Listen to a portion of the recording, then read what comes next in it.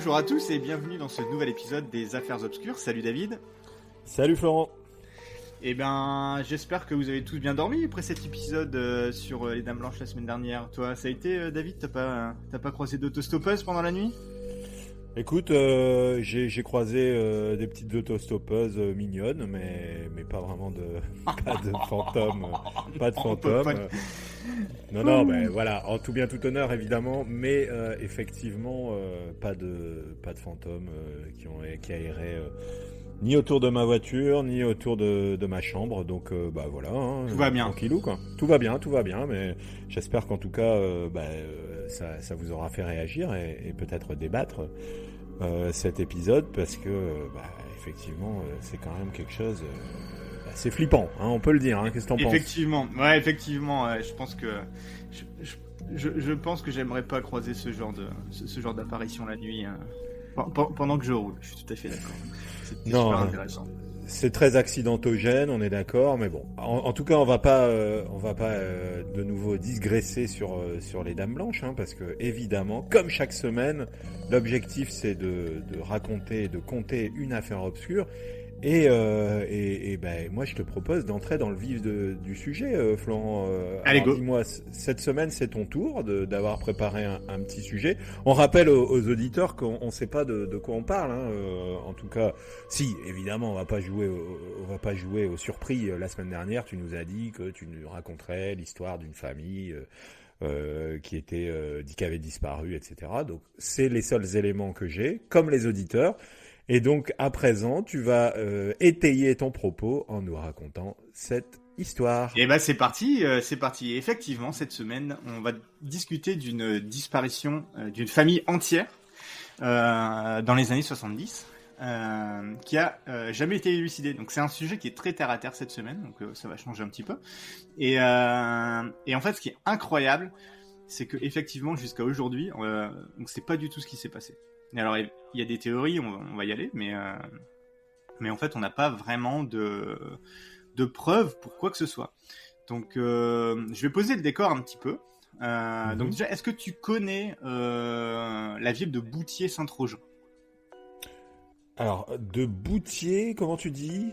Bouthier-Saint-Trojan, à ton avis, dans quel département ça peut se trouver? Alors, de mémoire, ils font un bon petit fromage par là-bas. Le Boutier... Ça, c'est facile. Le Boutier, non, alors honnêtement je connais pas, mais alors si tu veux que je joue à la géographie, ça c'est le genre de ville qu'on voit bien dans le centre de la France. Eh ben pas du tout. C'est donc Bouthier-Saint-Trojan, ça se passe près de Cognac, donc en Charente. Et le point de départ en fait de cette histoire, c'est le 24 décembre 1972. En fait, on a une famille entière, la famille Méchineau, qui part réveillonner chez leurs amis à Fontanillas, sur la rue des Plantes, à Cognac. Donc, d'accord, Méchineau, c'est presque un nom, ça pourrait presque être un nom de film d'un de Funès, ça. Méchineau, viens ici! Non, c'est pas ça? Rien à voir? Par respect pour la famille, évidemment, on fait des blagues, mais c'est pas drôle, hein, parce que visiblement, il s'est passé quelque visiblement, chose effectivement, visiblement, cette famille a complètement disparu dans la nuit. En fait, en gros, ce qui s'est passé, c'est que ils sont partis réveillonner chez leurs amis, et on les a pas retrouvés le lendemain. Donc c'est ça, ils ont disparu après être partis de chez leurs amis. Et en fait, on n'a aucune nouvelle d'eux depuis. Donc, pour poser un peu le sujet, la famille Méchineau... Ouais, vas-y. Juste petite remarque. Ils n'auraient pas croisé une autostoppeuse. Ah, eh ben ça l'histoire ne le dit pas. C'est incroyable. Alors là, franchement, on serait sur un truc fou. Croise une autostoppeuse et victime d'une bilocation, ils reviennent. Non, là, ça serait trop. Il y a deux Sim Camille qui reviennent dans 50 ans, comme ça, ça serait incroyable. Et effectivement, donc la disparition, elle a dépassé l'année dernière les 50 ans. Ça fait plus de 50 ans que ces gens sont jamais revenus. Donc en fait, on ne sait pas du tout ce qui s'est passé. Juste pour te poser un petit peu la famille, donc en gros la famille Méchineau, quand quand on va apprendre la disparition, il va y avoir enquête et tout ça, on va apprendre qu'au final, c'est une famille ultra normale. En gros, c'est un peu tous. À chaque fois qu'il se passe quelque chose, hein, tout le monde dit on n'aurait jamais imaginé qu'il puisse arriver ça à ces gens-là. Ils sont normaux, ils sont gentils, ils disent bien bonjour tous les matins, etc. C'est exactement ça. Hein, c'est un peu le stéréotype. C'est une famille normale. Ils n'étaient pas arrivés depuis très longtemps sur la commune. Donc Boutier-Saint-Trojan, c'est une petite commune. Hein, tout le monde se connaît. Et d'ailleurs, cette maison où ils habitaient, tout le monde l'appelle la maison aux volets verts, encore dans le village. Parce qu'avant, il y avait les volets qui étaient verts. Ils sont peut-être toujours verts aujourd'hui, je ne suis pas allé vérifier. Mais tu sais, c'est pour te dire, il n'y avait pas non plus 2000 maisons. Je pense si les gens appelaient ça, cette maison, la maison aux volets verts. Ce qu'on dit de ces gens, c'est que ils parlaient pas beaucoup, mais ils étaient gentils.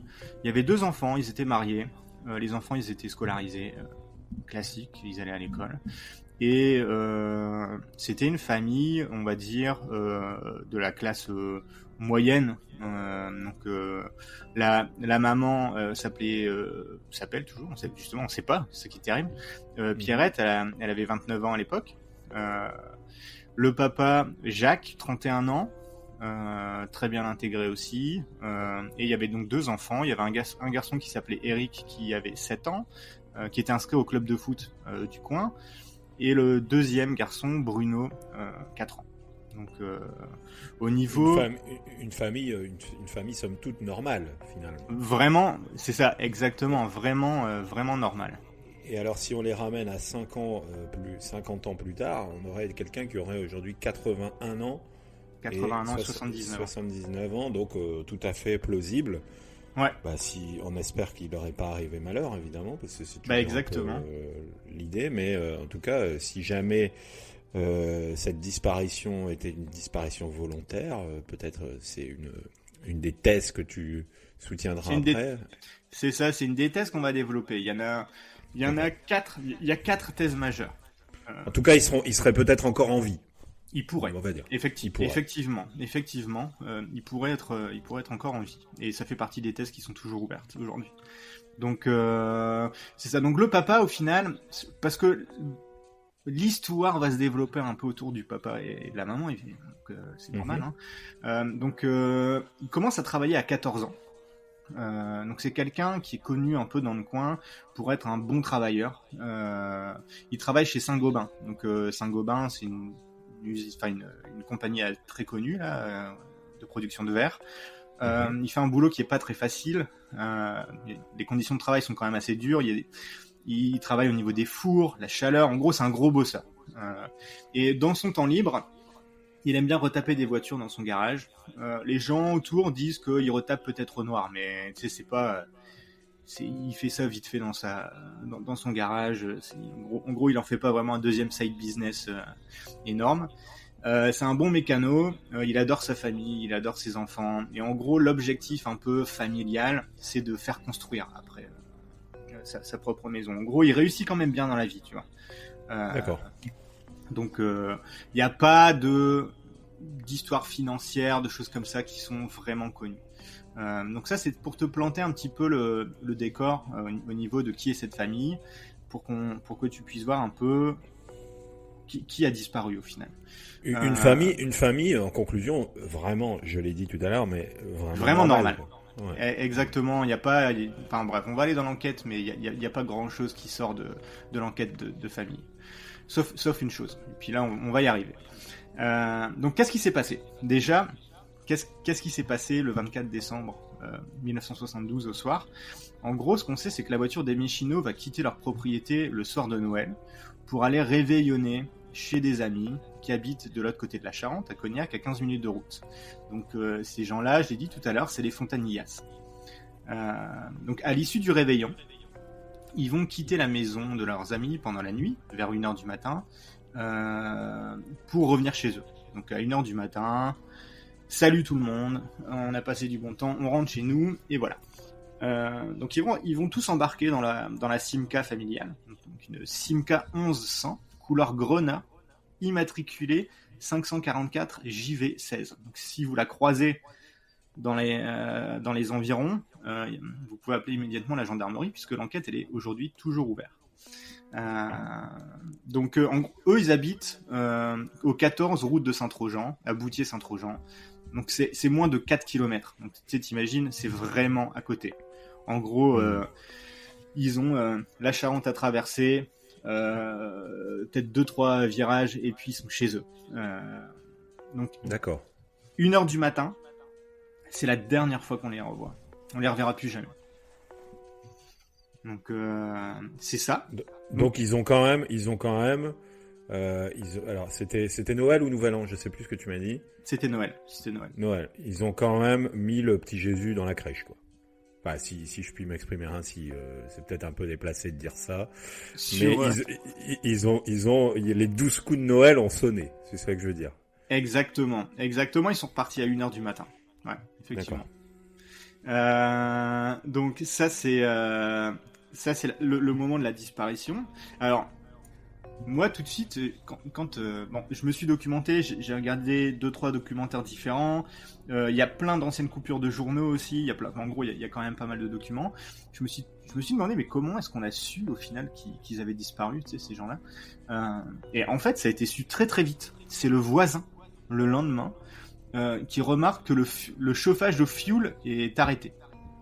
Alors ça c'est un truc incroyable, c'est qu'il connaît tellement bien cette famille, ça fait à peu près 2 ans qu'ils habitent là, il est voisin d'en face, comme on s'est dit c'est un petit village, hein, donc il se rend compte que le chauffage au fioul est arrêté, c'est un peu bizarre, il n'y a pas la voiture et tout ça, donc en fait il va prévenir le beau-frère, et en fait ils vont rentrer ensemble dans la maison. Jusque là, bah effectivement, ils sont pas là, mais tu sais, ça fait quoi ? Ça fait 24-48 heures qu'ils ont disparu. Bon, ils sont peut-être partis en week-end quelque part. Enfin, tu sais, je veux dire, c'est juste ça. Ils vont voir les gendarmes le lendemain. Les gendarmes, évidemment, ils vont dédramatiser. Et ils disent de revenir voir dans 8 jours si jamais il y a rien de... Il y a rien de concluant. Et effectivement, moi je comprends. Hein. Tu sais, je veux dire, les gendarmes, tu sais, bah tiens, mon voisin, il est parti. Il y a personne. Tu sais, je veux dire, les gendarmes. Bon bah ok. Tu sais, jusque là. Oui, rien d'inquiétant. Rien d'inquiétant. Hein. Ils sont partis en famille, voilà. Donc en janvier 73, on va commencer à s'inquiéter parce qu'on voit vraiment personne qui revient à l'école et au travail. Donc les gendarmes, ils vont entrer dans la maison et en fait, ce qu'ils vont trouver, ils vont trouver une maison qui est vraiment en ordre et qui a été laissée dans l'état où la famille a quitté, en gros le 24 au soir. En fait, c'est assez perturbant parce que ce qu'ils vont trouver, c'est des cadeaux emballés au pied du sapin, beaucoup. Tous les effets personnels de la famille, le chéquier, il y a un chéquier qui est sur une table basse, il y a le livret de famille, il y a tout, qui est vraiment très personnel. Le frigo, il est plein pour le lendemain, donc ils trouvent des huîtres avariées, une dinde avariée, enfin, c'est tout, comme si tout avait été préparé pour fêter Noël le lendemain en famille, mais en gros qui n'a pas été utilisé. Il n'y a pas de corps, il n'y a aucun indice matériel. Donc en gros, il y a juste une disparition, voilà. Les jouets des enfants sont même toujours dans le jardin. Donc en gros, à voir le 24, ils sont partis un petit peu en vitesse et les enfants jouaient dans le jardin. Tous les jouets des enfants sont restés là, pas vraiment rangés, tu sais. Bref, il n'y a rien qui manque. Donc à partir de là, effectivement, il y a une enquête qui est ouverte. Parce que là, ça devient vraiment inquiétant. Tu sais, ça... Je veux dire, quand tu quittes pour quelques jours, une semaine, ta maison, et effectivement, tu laisses pas ton frigo plein, tu prends ton chéquier, ton livret de famille, tous ces trucs-là, et surtout, c'était Noël, les cadeaux sont encore emballés, donc là c'est quand même vraiment bizarre. Je sais pas ce que t'en penses. Oui, effectivement, là ça paraît complètement bizarre, mystérieux, parce que on n'imagine pas une famille laisser théâtraliser, on va dire, une scène avec des cadeaux, l'ensemble de l'alimentation de Noël, tout ça qui reste dans la maison. Donc oui, là en fait, en écoutant ton récit, on mesure tout de suite la gravité de ce qui a pu arriver, parce que alors ou la gravité ou la mise en scène, parce que j'imagine qu'on va y venir. Exactement, voilà. Ça peut, comme tu dis, effectivement aussi sentir la mise en scène. Effectivement. Donc en fait, ce qui va se passer, en gros, il y a une théorie au tout début, qui est privilégié par la gendarmerie, c'est l'accident. On est dans la vallée de la Charente. Dans la nuit du 24 au 25, il y avait un brouillard qui était ultra épais. Il y a un témoin qui dit on voyait rien le lendemain matin. Donc, est-ce qu'ils sont tombés dans le fleuve? Donc évidemment, le fleuve va être fouillé dans ce coin-là. Quelques jours après, il va même y avoir un hélicoptère qui va survoler pour voir un peu s'ils trouvent la voiture, puisque on rappelle ils ont tous embarqué dans une Simca couleur grenat. Donc Bordeaux un peu, enfin rouge Bordeaux. Il y a donc des hommes grenouilles qui vont aller à l'eau et en fait ils vont absolument rien trouver. Donc en fait si c'était un accident, il serait dans un, on va dire dans un secteur de 4 km autour du fleuve, on va dire. Oui, ils habitent à 4 km. On matérialiserait l'accident avec un. C'est quand même assez rapide. C'est ça, c'est quand même très rapide de zoomer sur la zone. Ils habitent qu'à 4 km, c'est pas comme s'ils étaient partis à 80 km de chez eux pour faire la fête, et puis voilà, là, ça serait vraiment très très long. Là, 4 km, autant dire que c'est quand même très vite fait de fouiller, et il y a absolument rien. Absolument rien dans le fleuve, ni quoi que ce soit. Donc, ensuite, il va y avoir un peu une enquête de voisinage. Alors, ils vont se rendre compte que Pierrette, en fait, elle avait un amant. Et oui. Et qui est cet amant, à ton avis? Alors, ça serait fou que ce soit le beau-frère. Non, c'était pas le beau-frère. C'est le voisin, alors. C'est le voisin. C'est le voisin mitoyen. C'est monsieur Maurice Blanchon. À l'époque, il a 27 ans. Il est employé agricole, comme ses parents. À ce que j'ai compris, suivant différents documents, en gros, il contrôle les vignes, il travaille dans les vignes, et en fait, il habite en face. Alors, moi, j'ai vu deux versions différentes. J'ai une version différente qui dit que ça fait quelques mois qu'ils avaient une relation. J'ai vu une autre version qui disait que ça fait 2 ans. Donc, en gros, on peut dire que ça fait entre 2 ans et quelques mois qu'ils avaient une relation. En gros, la police, enfin la gendarmerie, je pense, quand ils vont le voir, en gros, il va pas du tout s'en cacher. Il va pas essayer de cacher. Il va dire oui, on était amants. Il va pas du tout nier les faits. Ce qu'il va leur dire, c'est que Jacques, le mari, se doutait de rien. L'amant, il avait même une clé pour réveiller personne, pour ne pas réveiller les enfants pendant que le mari travaillait la nuit à Saint-Gobain. Donc en gros, ils se voyaient la nuit. Pendant bien que le organisé. mari, c'était plutôt bien organisé. Ouais. Selon l'amant, mais ça après c'est la version de l'amant. Pierrette avait envie de quitter son mari. Jacques aurait découvert le poteau rose via une voisine qui aurait été dire au mari, et tu sais que ta femme te trompe. Et en gros, ce que Maurice, le voisin, dira, c'est qu'à partir du moment où Jacques l'a appris, il a vu qu'une seule fois Pierrette très rapidement, et en fait, à ce qu'il aurait vu, ressenti, Jacques, il aurait tout cassé à la maison. Il lui aurait tapé dessus, en gros. Il aurait fait preuve de violence. Mais Pierrette lui aurait dit de pas s'inquiéter, de laisser faire, et puis que ça allait se tasser, en gros. Donc ce qu'on sait, c'est que Jacques était au courant, il était vraiment en colère. Il en discute avec son frère Jean-Paul et sa belle-sœur le samedi précédant la disparition. Il est super en colère. Et ce qu'il va dire, le frère de Jacques, donc le beau-frère, dira que Jacques aurait dit « Si Pierrette ne revient pas, je ferai disparaître tout le monde, jamais on nous retrouvera. » Et ce sera les dernières paroles de son frère. Donc, c'est quand même très très troublant. Un scénario qui se dessine. Il y a un scénario qui se dessine. Il y a un scénario qui se dessine, mais en même temps, tout ça, c'est basé beaucoup sur la version de l'amant et un peu sur la version du frère, mais en gros, c'est juste une phrase.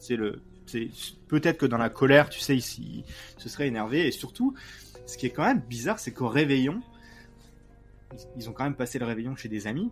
Et en gros, les amis au réveillon, ce qu'ils disent, c'est, en gros, quote unquote, là, ce qu'ils disent, c'est, ils ne se sont pas querellés.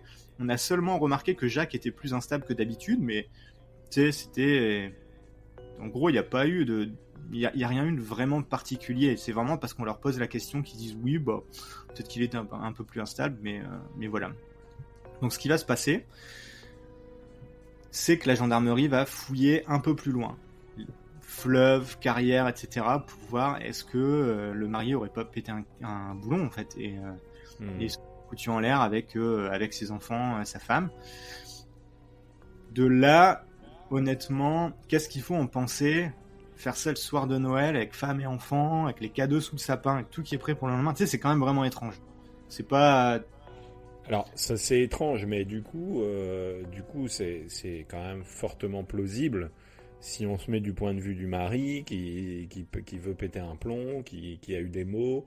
Bon, bah lui, certes, il laisse les choses s'organiser pour pas qu'il y ait de doute qui s'instille dans la famille, quoi. Hein, donc, c'est ça serait extrêmement machiavélique quand même. Mais je suis d'accord avec toi, effectivement, si tu veux instiller aucun doute, tu continues. Mais d'après tout le monde qui connaissait cette famille, il adorait sa femme, ses enfants et compagnie.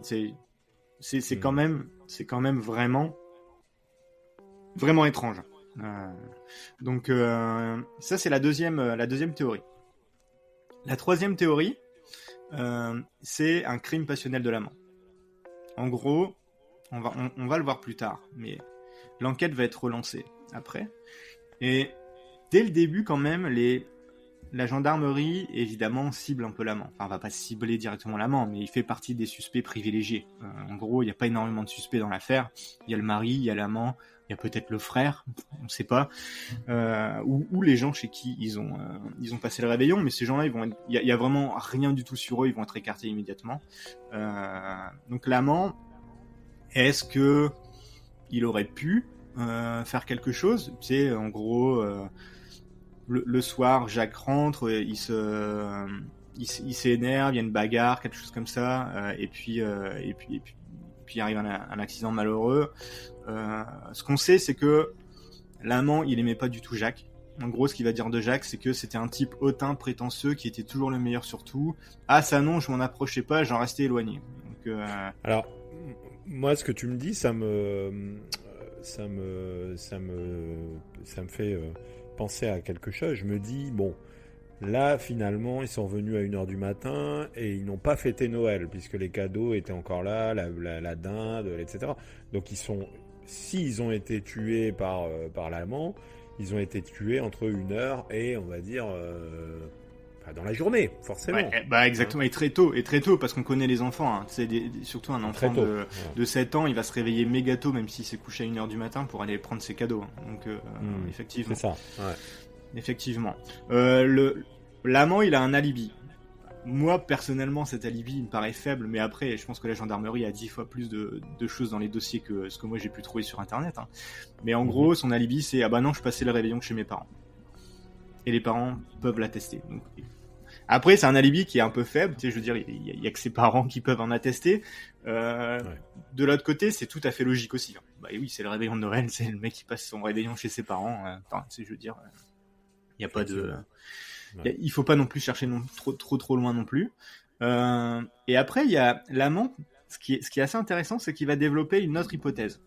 Et en fait, cette autre hypothèse, pour moi, elle est assez bizarre. En fait, il va développer cette hypothèse et il s'y attache toujours aujourd'hui. En gros, il est toujours en vie, ce Maurice. Et en fait, ce qu'il va dire, c'est qu'ils sont partis à l'étranger. En gros, ce qu'il va développer comme hypothèse, c'est Jacques voulait fuir pour se mettre à l'écart du village et redémarrer une nouvelle vie. Donc, la gendarmerie et l'amant vont parler de cette hypothèse. En gros, Jacques, il avait beaucoup voyagé avec son usine, Italie, Espagne, Maroc, Australie. Donc, tu sais, il connaissait déjà un peu le fait de bouger pas mal. Maurice, ce qu'il pense, c'est qu'ils sont partis au Canada ou en Australie. À l'époque, il y avait énormément de demandes d'immigration pour ces destinations, donc beaucoup de recherche de main-d'œuvre. Et Jacques avait vraiment l'expérience et les qualifications qu'il fallait pour réussir là-bas. Et il en aurait parlé. Donc, tu es en train de me dire que c'est peut-être tes voisins actuellement, en fait. Peut-être. Je sais pas si j'ai un voisin qui s'appelle Jacques à côté de chez moi, mais effectivement, ça serait fou, hein. ça serait, fou. ça serait complètement fou, effectivement. Et ce qui est, Pierrette, on en aurait parlé à son amant. Elle ne voulait pas partir, mais Jacques avait vraiment envie de partir. Donc tu vois, c'est une autre thèse encore. Est-ce qu'ils sont partis? Donc après, on en parlera de ce que toi et moi on en pense. Bah toi, vis-à-vis de ce que je viens d'énoncer, et puis de moi vis-à-vis de ce que j'ai trouvé, je te dirai un peu mon avis là-dessus. Mais voilà, c'est une autre hypothèse. Donc en gros, l'amant savait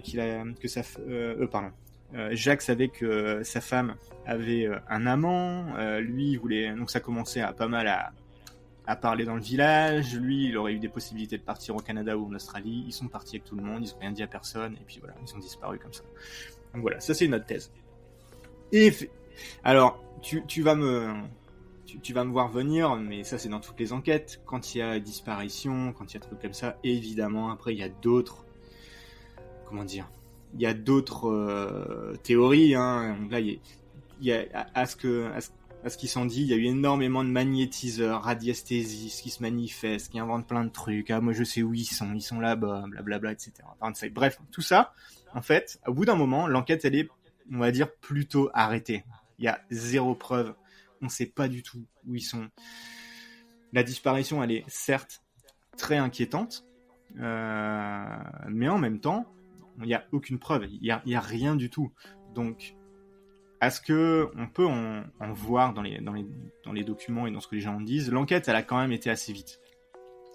C'est une enquête de village, de gendarmerie de village. Les interrogatoires,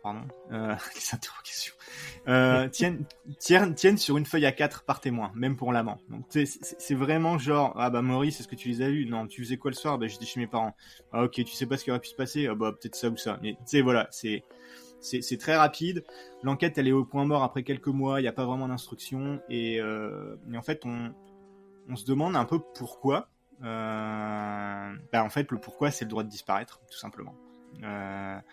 Ces gens avaient le droit, tu sais, je veux dire, ils ont le droit de tout quitter et puis de partir et puis voilà, au fond, enfin, tu sais, il y a pas de corps, il y a rien, il y a pas d'indice, donc effectivement, l'instruction elle est un peu faible. C'est pas comme si on avait retrouvé du sang, je sais pas, des choses en particulier, tu vois. Donc c'est assez faible. Il y a Alain Bauer, expert criminologue, qui nous dit. Je trouve ça super intéressant. Moi, ça m'a paru énorme. À ton avis, il y a combien de disparitions en France chaque année? Bon, je devrais pas te dire que ça me paraît énorme parce que tu vas m'annoncer un chiffre énorme, mais moi, ça m'a paru quand même énorme. Il me semblait, j'allais y venir parce qu'il me semble que je l'avais vu, du coup, quand je faisais mes études de droit. Ouais. Et alors, je vais peut-être te dire une bêtise, hein, mais moi, j'aurais dit qu'il y a... Par an, il y a peut-être entre 10 000 et 50 000 personnes qui disparaissent par an. Alors effectivement, il y en a 40 000 en moyenne. 40 000 disparitions en France. Moi, ça m'a paru... c'est énorme. Enfin, on n'en parle pas, quoi. Mais des disparitions volontaires, en plus. Hein, alors justement, ce qu'il nous dit, c'est dans ces 40 000 disparitions, il y en a 30 000 qui sont retrouvées. À peu près. Oui, c'est ça. En gros, c'est des disparitions, comme tu dis, volontaires. C'est juste des gens qui ont envie de tout quitter. Tu sais, ils disparaissent d'un point de vue état civil, d'un point de vue matériel. Voilà, ils disparaissent, mais en fait, on finit quand même par les retrouver. On sait où ils sont, et puis en fait, voilà. Il y en a 10 000 où on a un vrai doute. Et ils sont quand même retrouvés par la suite. Donc il y en a 10 000 où c'est beaucoup moins facile, où il y a des trucs comme là, où on peut se dire, bah tiens, c'est bizarre, il y a les cadeaux sous le sapin et tout, c'est pas normal, mais par la suite, ils sont retrouvés. Et en fait, il y en a 1000, en vrai, des vrais disparus, où il y a rien, zéro, il y a que dalle pour retrouver ces gens, et là, on se dit, ok, ils ont vraiment disparu. Enfin, c'est vraiment une disparition. Ils sont morts, en fait, puisque... Bah, on sait pas. Oui, on sait pas, mais bon... Après, on sait pas, général... mais c'est sûr qu'on peut imaginer le pire. Hein. Tu sais, on le voit, Xavier Dupont de Ligonnès, on pourra en parler. C'est un bon exemple. On sait pas où il est. C'est incroyable. Donc voilà, c'est ça. Donc l'enquête arrêtée assez rapidement. Pas de vraie instruction, très rapide. Et pourquoi le droit de disparaître au final, et puis on se dit qu'on les retrouvera, et puis en fait pas du tout, ça fait plus de 50 ans que ça dure. Donc là, l'enquête, on va faire un gros bond en avant parce qu'on passe des années 70 à 2001. Donc on a des rebondissements. On a des rebondissements, David, dans l'enquête. En 2001, on a un corbeau qui commence à se manifester. Alors ça, c'est incroyable. Il y a toujours ce genre de... Donc du coup, quand tu parles de corbeau, ils avaient un arbre dans leur jardin où comment ça se passait? Je me doutais. Je m'en doutais. Bon, elle est naze. Elle était facile. Elle était facile. Et alors, ils savent pas... Évidemment, c'est un corbeau, on ne sait pas qui c'est. Mais il y a un corbeau qui commence à se manifester et qui donne des infos. Et au même moment, on a un gendarme directeur d'enquête qui arrive, qui tombe sur le dossier et qui se passionne pour le dossier. Cette personne, c'est Stéphane Chalumeau. Et donc voilà, il se remet à tout relire. Il se dit, c'est pas possible. Ça peut pas. L'enquête, elle peut pas se terminer là. T'es en train de me dire que Stéphane Chalumeau est en train de rallumer l'enquête en quelque sorte. Exactement. Donc Stéphane Chalumeau reprend tout en 2001. Et ça va être assez long. Parce qu'en fait, il faut attendre 2011 pour que, en gros, on ait vraiment une cellule d'enquête pour travailler sur le cold case. Donc tu sais qu'il y a une nouvelle cellule d'enquête en France sur les cold cases et compagnie. Ils ont pris une 40aine de dossiers, si je dis pas de bêtises. Et en gros, 37 affaires. Ils prennent 37 affaires. Et du coup, ça fait partie de ces affaires qu'ils prennent. Donc, il y a 3 sites qui vont être ciblés un matin de novembre 2001 pour faire du. Ils vont creuser, ils vont essayer de chercher un peu tout ça. Donc, en gros, il y a une mare qui est à proximité de la maison et que le corbeau aurait ciblé. Il y a une carrière aussi dans laquelle, en fait, dans le coin, il y a des carrières énormes. Où on aurait pu passer avec des camions, des voitures. Donc, tu sais, c'est pas vraiment une petite carrière, là, c'est une carrière gigantesque au sous-sol, dans lequel il y a déjà des voitures abandonnées. Enfin, tu sais, bref, ça devient un peu un dépotoir et tout ça. Donc, en fait, ils vont cibler aussi ce coin-là. Et il y a une maison abandonnée à 500 mètres qui a aussi été dénoncée par le corbeau. En gros, ils vont cartographier tous les environs. Les plongeurs vont être de retour dans la Charente. Il y a des nouveaux sonars, il y a un nouveau géoradar, il y a des spéléologues. Enfin bref, ils mettent un paquet de fous pour élargir la cible, cartographier et aller vérifier partout où ils peuvent s'ils retrouvent soit des restes de la famille, soit de la voiture, parce qu'on rappelle qu'ils sont partis dans une voiture qui est quand même très reconnaissable. Et il y a une plaque d'immatriculation, ils ont quand même pas mal de détails. Donc avec la plaque d'immatriculation, ils ont aussi les numéros de châssis, les numéros de série et compagnie. Et en fait, tout ça, ça donnera rien. Par contre, ce que ça donne quand même si ça donne rien, ça referme des portes. Ils savent que partout où ils ont été cherchés, et à voir en 2011, ça a quand même été assez énorme, ils n'ont rien trouvé. Ils ont retourné toute la région de Cognac, rien du tout. Les carrières, rien du tout. Les mares, le fleuve, encore une fois, rien du tout, même avec des moyens modernes. Donc, petite déception en 2011, parce que je pense qu'il y avait quand même, au fond, la certitude de trouver. Mais non, rien du tout. En 2012, on arrive en 2012, donc il y a 10 ans, il y a 11 ans. Et ben, il y a un promeneur qui se balade dans un petit coin à champignons des environs de Cognac. Alors ça me fait marrer ce genre d'histoire. En octobre.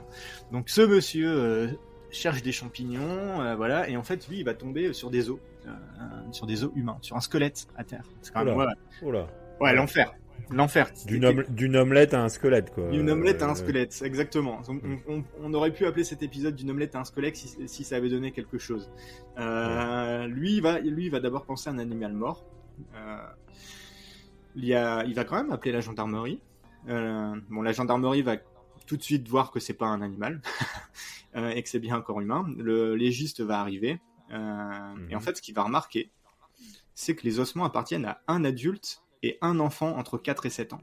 Donc on est pile dans la description. Les ossements sont vieux de 40 ans.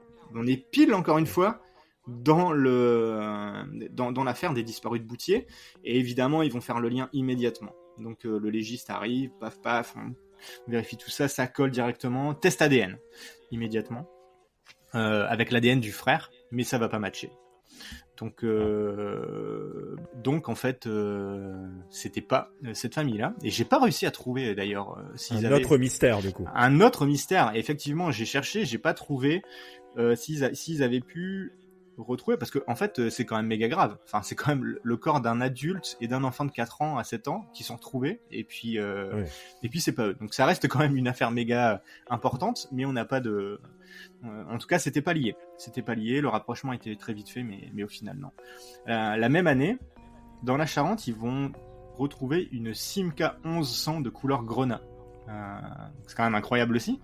Un peu plus loin. C'est un peu plus loin. Donc là aussi, ça aurait pu coller parce que, en fait, la Simca, elle tombe et puis au fur et à mesure, avec le temps, tu sais, si on la trouve pas tout de suite, elle va dériver petit à petit, même si elle est au fond, tu sais, avec les courants et tout ça, avec la force de l'eau, elle va dériver. On sait pas en plus ce qui se peut passer sous l'eau avec des bateaux, des trucs comme ça qui passent, donc logique. Par contre, ça colle pas avec les matriculations et les numéros de série. Donc encore une fois, mauvaise piste. Un vrai coup du sort quand même. Ouais, c'est incroyable. 2 indices énormes qui tombent à l'eau en fait. Ouais, c'est ça. C'est le cas de le dire. L'ascenseur émotionnel pour la gendarmerie, même la famille. T'imagines la famille, ça doit quand même être rude. Oui, c'est dur. 2014, à Cognac, il y a un propriétaire qui va retrouver des ossements sous sa terrasse. Alors ça, incroyable aussi, tu fais des travaux d'excavation sur sa terrasse, et puis en fait tu retrouves des ossements, t'appelles la gendarmerie, et la gendarmerie trouve que c'est des ossements d'adultes et d'enfants. Donc là on est quasiment sur un Xavier Dupont de Ligonnès bis. Enfin, en gros, sous la terrasse, des adultes, enfants. Donc ils vont tester, et ça va pas matcher avec leurs ADN. En fait, ça vient d'un cimetière mérovingien qu'il y avait sous la maison. Quand même, ah oui, un peu plus vieux que 40 ans, effectivement. Un chouïa plus vieux que 40 ans, effectivement. 2020, donc il y a 3 ans. Lettre anonyme, nouvelle juge d'instruction. On a des corbeaux le corbeau il donne des instructions super précises.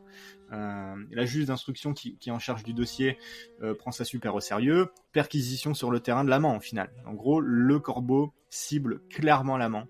Il va cibler clairement un endroit dans le jardin du terrain, enfin pas dans le jardin, c'est pas vraiment, en gros c'est un terrain, c'est une friche un peu. Donc il va cibler un endroit directement sur cet espace qui ressemble un peu à une décharge. En vrai, c'est plein de vieux trucs rouillés, des carcasses de voitures. Enfin, tu sais, on voit que c'est le voisin qui a 80 ans maintenant. Tu sais, il entasse beaucoup de choses. Les gendarmes donc perquisitionnent un beau matin chez lui.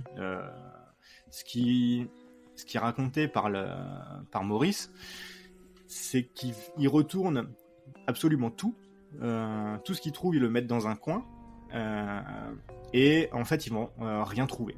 Pourtant ils vont faire des tests sous la terre avec des radars, ils vont tout retourner, rien va être retrouvé. Et en fait, moi, un truc qui décrédibilise énormément le corbeau pour moi, c'est que, je te l'ai pas encore dit, mais là je te le dis, c'est que ce terrain, il a été acheté 20 ans après la disparition de la famille. Donc en fait, le corbeau, il dit aux gendarmes, vous devriez aller fouiller là-bas. Ça appartient à Maurice. C'est là que tout le monde est enterré, soi-disant, à voir, vu qu'il teste sous le sol, c'est ça qui doit être dit. Sauf que le corbeau a pas l'air méga au courant que le terrain il a été acheté dans les années 90 au final, donc 20 ans après. Donc, pour moi ça décrédibilise énormément le corbeau.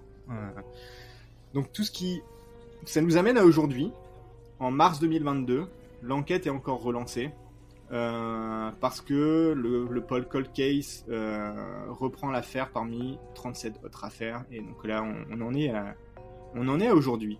Donc tout ça, ça nous laisse. Après, je vais voir ce que toi tu développes comme théorie un peu. Je suis pressé d'entendre ce que t'en penses, mais au final, ça nous laisse trois versions des faits plus une. Mais la dernière, elle est un peu étrange. Mais en gros, la version de l'amant, c'est ils sont partis en Australie. Pierrette en avait parlé un peu avant sa disparition, le mari n'en pouvait plus, Pierrette voulait pas, mais voilà, ils sont partis. En plus, Jacques, il avait un ancien collègue de Saint-Gobain qui était parti là-bas, ils en auraient parlé. Donc en gros, hop, il prend femme, enfant, ils simulent une disparition et en fait ils sont en Australie. Ça c'est la version de l'amant. La version du frère. Le frère il sait pas. Et moi je l'ai pas dit, hein, mais le frère et Maurice, les deux dans les documentaires que j'ai pu regarder, ils ont l'air ultra sérieux. Enfin, tu sais, ils ont l'air très vrais, tu vois. Après, je sais qu'il faut faire attention parce qu'à la caméra, tu sais, on peut faire passer un tel pour un tel, c'est suivant comment on filme, l'angle, les questions qu'on pose et compagnie.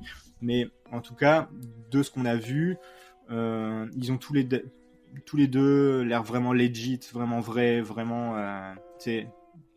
L'amant, il a des larmes dans les yeux quand même quand il parle de cette disparition. Donc c'est ça quoi. Donc le frère, lui, c'est pas du tout. Par contre, ce qu'il est sûr, c'est que quelqu'un sait. Mais c'est ça. La gendarmerie, elle pense à un crime local. Donc elle pense pas vraiment à une disparition. Je pense qu'ils ont fini par cerner, peut-être, avec des preuves qu'on n'a pas, l'histoire d'un crime local. Crime qui aurait pu être aussi... Est-ce que sous crime local, ils veulent dire aussi que l'amant mettre lui-même fin à ses jours et à toute sa famille, ça fait partie des options? Je sais pas. La quatrième, ça nous vient du web. Et alors, si tu vas sur le web... C'est incroyable, hein, le nombre de théories et tout ça. Alors je vais pas te dire les ovnis parce que de toute façon tu sais très bien, hein, quand il y a un truc qu'on sait pas. Je sais très bien qu'il y a une théorie avec les ovnis. Bon voilà. Voilà, celle-là elle est dite, elle est passée. Il y en a un autre qui nous dit, en fait ils sont entrés dans une secte comme ça arrivait souvent à cette époque. Bon, écoute, bon, moi je pense que ça tient absolument pas la route. Enfin, je suis désolé, mais tu pars pas le soir de Noël en laissant tout comme ça. Si tu pars dans une secte, tu pars dans une secte et tu fais ce que tu veux de ta vie.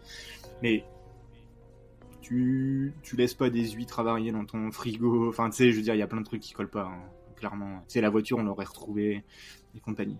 Donc ça, c'est un peu les thèses. Donc, amant, Australie, le frère, c'est pas vraiment. La gendarmerie penche à un crime local. C'est ça, quoi. Qu'est-ce que t'en penses, toi, David, après ce récit?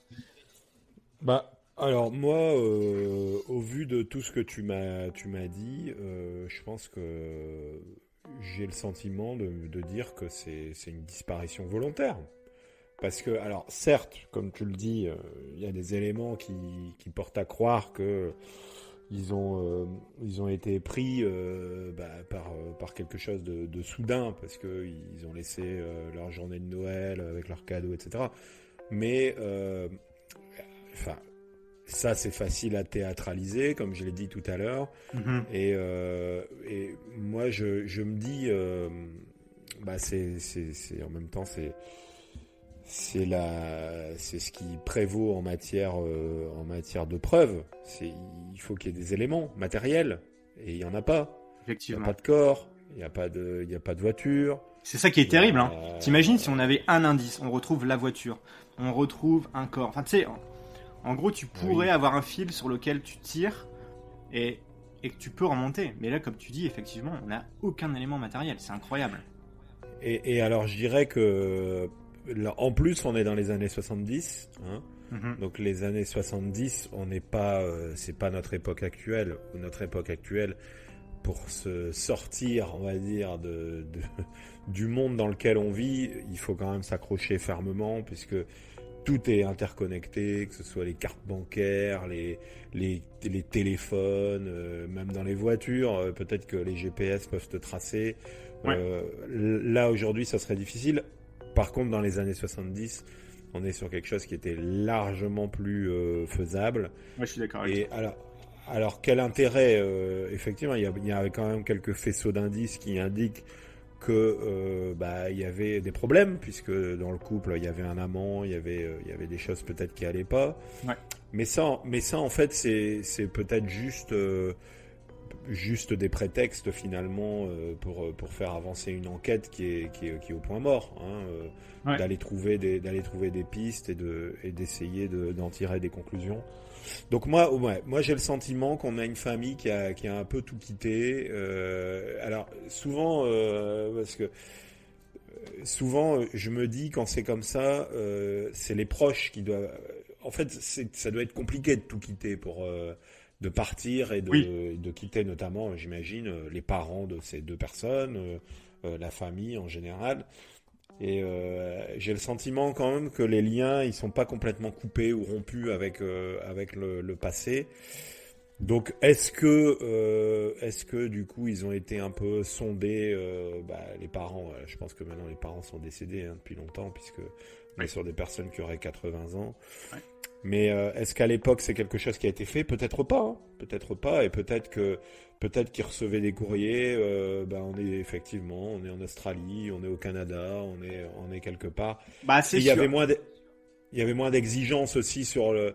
Enfin, je veux pas porter préjudice à la police ou aux enquêtes de l'époque, mais il y avait quand même peut-être des choses qui passaient un peu plus au travers des mailles du filet, puisqu'il n'y avait pas d'ADN. À l'époque, il y avait rien à ce niveau-là.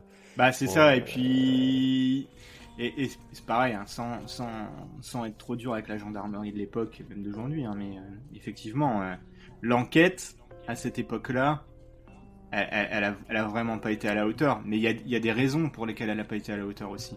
C'est qu'effectivement, ils avaient le droit de partir une semaine en vacances. On n'a pas pris les trucs très au sérieux au début. Enfin, tu sais, c'est des adultes qui disparaissent. Alors avec des enfants quand même. Et donc là, je me pose la question, effectivement. Ça serait intéressant de creuser. Bah, toi, t'as fait des études en droit, donc tu sais certainement. Mais un adulte, il a le droit de vouloir disparaître. Par contre, là, il y a des enfants quand même. Est-ce que ça change quelque chose en droit? Ouais, je pense que c'est ce qui a conduit à mener une enquête, puisque Ok. en général, c'est un peu la phrase bateau que, par exemple, quand on a des ados qui fuguent, Bah, ou c'est des ça, jeunes c'est. ados. En fait, il est parti faire un tour, il y a 18 ans, il y a 20 ans, vous inquiétez pas, ma bonne dame, Ouais. votre fils ou votre fille va revenir, et ça tombe, elle est dans les bras d'un jeune homme ou d'une jeune fille, et puis, et là, effectivement, quand il y a des enfants, on est quand même sur quelque chose d'un peu plus sérieux. Ouais. Donc, et souvent d'ailleurs, on a des alertes très rapides hein, quand il s'agit Ouais. de disparition d'enfants. Je sais pas quels sont les dispositifs au Canada, mais en tout cas en France, on a l'alerte enlèvement qui est quelque chose Ouais, nous de aussi. très rapide. On a De ce très genre de rapide. choses que des fois on reçoit tu sais, tout le monde reçoit sur son téléphone des alertes, tu sais, on le voit à la télé partout. Alors d'ailleurs, je lisais une petite info là. Tu peux me dire si c'est vrai au Canada. Je voyais ça, ça me faisait rire parce que je me disais, c'est quand même quelque chose qui peut éviter ce genre de désagréments, les enlèvements, etc. Apparemment, au Canada, les chauffeurs de bus s'arrêtent peu importe où pour déposer les femmes chez elles. Ouais, C'est ça c'est vrai. Enfin, la nuit, hein, la nuit, la nuit, lui, la nuit, pas la bien journée, sûr. mais la nuit, effectivement. Bah après, moi je suis pas allé vivre partout au Canada, mais à Montréal, la STM, la Société de Transport de Montréal, je pense, c'est ça que ça veut dire. La STM, si tu prends le bus la nuit, tu peux demander qu'il te dépose n'importe où sur son trajet, bien sûr. Il va pas faire Oui, il c'est va pas un pas faire taxi. c'est Ouais. pas un taxi, hein, mais effectivement, hein, si t'habites entre deux de ces points, tu peux lui dire, ah bah arrête-toi là, et puis il s'arrête. Bah, Effectivement. c'est plutôt pas mal, je trouve. Et puis bon, voilà. Ouais. Après pour en revenir à notre histoire, il y a quand même eu quelques échos ces dernières années hein, sur des disparitions sordides, puisque Ouais. tu as parlé de Dupont de Ligonnès, mais nous en France, on a eu quand même une espèce d'énorme fiasco là il y a quelques années où on l'avait soi-disant retrouvé et puis pas retrouvé. Enfin, Oui, bon, bref, oui. ça a été vécu, mais ça fera l'objet d'un épisode là, forcément. Ah, je pense que ça, ouais, c'est incroyable. Cette histoire, elle est. Là, on pourra pas y passer, mais là, effectivement, on est encore sur quelqu'un qui a disparu, je sais plus en quelle année, 2013, 2012, 2011, Ouais. et pour qui ça fait 10 ans. Donc, il y a quand même, si ce mec-là, un jour, il est retrouvé comme la famille, hein, ça serait fou de retrouver Ça une serait famille énorme. avec des gens de 80 ans qui vivent un peu comme des ermites dans une grotte, ou alors qui vivent totalement acclimatés à notre pays, Oui, au Canada ou en Australie, j'en sais rien. peut-être. Mais ça serait fou, ça serait fou. En tout cas, disparaître à notre époque, je pense Impossible. que c'est compliqué. Impossible. C'est compliqué. Donc toi, en une phrase, ta théorie que tu préfères, ça c'est quoi? En une phrase, toi tu penses? Disparition volontaire. Disparition volontaire. En deux mots, on est sur une disparition volontaire. Ok. Bah, moi, voilà. Je pense que... Moi, déjà, je pense que l'amant et le frère, ils ont l'air super normaux. Ils ont pas l'air à vouloir cacher... Tu sais, comme je te dis, c'est difficile, hein. C'est à la télévision, donc comme je te dis, à mon avis, suivant comment tu fais le montage, comment tu poses tes questions, tu peux orienter un peu, mais ils ont quand même l'air assez vrais. Je vois pas trop. Par contre, quand tu poses la question à qui profite le crime, je vois pas. En fait, au fond, je vois pas à qui ça aurait profité, à part un coup de folie. D'une dispute en rentrant le soir du réveillon, machin, mais encore là après, t'imagines, il faut faire disparaître tout le monde et compagnie, enfin, tu sais, je veux dire, c'est pas facile.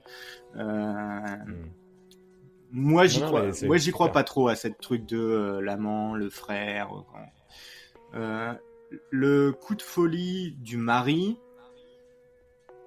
effectivement, ça paraît plutôt probable.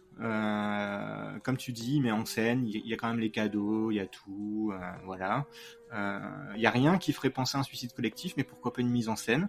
Par contre, ce que je trouve très étrange quand même, c'est qu'on n'ait rien retrouvé depuis tout ce temps, parce que quand même, il y a que 4 km qui séparent les deux maisons. Admettons qu'il veuille aller beaucoup plus loin, qu'ils se disent bah tiens, au lieu de faire ça en Charente, je vais aller dans le sud pour être sûr qu'on me retrouve pas. Ah, il a quand même sa femme et ses 3 enfants dans la voiture, enfin ses 2 enfants pardon dans la voiture quoi. Enfin, je pense que le temps de la route et tout ça, tu te poses quand même pas mal de questions, et puis même tu sais, je sais pas, la femme de se dire bah attends, tu nous amènes où, qu'est-ce qui se passe et compagnie. Enfin tu sais, là il y a rien du tout qui permet on retrouve rien du tout, donc moi j'y crois pas non plus à la disparition du coup de folie du mari. Enfin, en tout cas ça me paraît compliqué. Xavier Dupont de Ligonnès, tu l'as dit. On l'a su quasi immédiatement. Je me rappelle, ça a été très vite. Il y a eu des fouilles tout de suite dans la maison. Bon, après, on était dans les années 2010, pas dans les années 70, mais quand même, tu sais, ça a quand même été assez vite. On retrouve quand même facilement des preuves matérielles, on va dire. Là, il y a rien du tout. Bon, le corbeau, pour moi, à chaque fois, il y a jamais rien qui colle. Donc, je pense que la police, quand elle reçoit le corbeau, c'est quelqu'un qui veut se faire mousser. Ouais, c'est quelqu'un, voilà. Quelqu'un qui s'ennuie. C'est ça, exactement. Donc la police prend ça au sérieux, histoire de fermer des portes, comme on dit. Donc de se dire, bon, ok, on a vérifié, c'est pas ça, terminé, bonsoir. Par contre, c'est un peu gênant dans l'enquête, j'imagine. L'Australie, le Canada, le départ à l'Australie, le Canada, moi j'y crois pas, je vais te dire pourquoi.